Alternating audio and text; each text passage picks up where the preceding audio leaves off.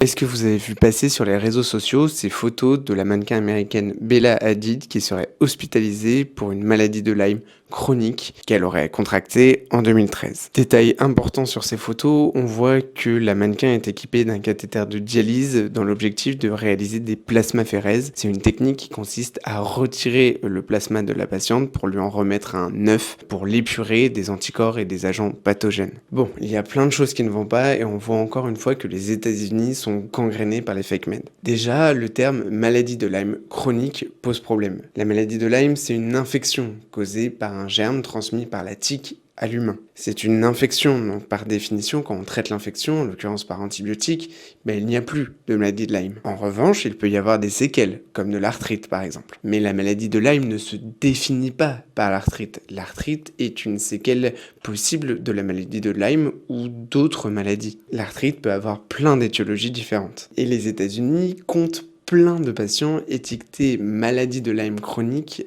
à tort. Dans une étude menée sur 2000 de ces patients, 7 à 31% étaient bel et bien atteints d'une maladie de Lyme, 5 à 20% avaient déjà souffert d'une maladie de Lyme, et les 50 à 80% restants n'avaient jamais été exposés à la maladie de Lyme. Donc vraiment, la maladie de Lyme chronique est un vrai problème parce que beaucoup de patients, même en France, pensent souffrir de cette maladie alors qu'en fait elle n'existe pas vraiment. Il n'existe aucun consensus scientifique sur la chronicité de cette maladie. Et concernant cette mannequin qui a contracté cette maladie il y a plus de 12 ans, je vous le rappelle, elle est traitée par plasmaphérèse, une technique qui marche extrêmement bien sur certaines maladies comme par exemple le Guillain-Barré. Mais en l'occurrence, pour la maladie de Lyme, elle n'a aucune preuve scientifique chez des adultes et dans un contexte non aigu. Il s'agit donc d'une médecine alternative, heureusement ça c'est pas possible en France, mais aux États-Unis, il suffit d'avoir un peu d'argent et on obtient la technique que l'on veut, que l'on pense efficace contre notre maladie, même si celui-ci n'a jamais montré aucune efficacité dans aucune étude.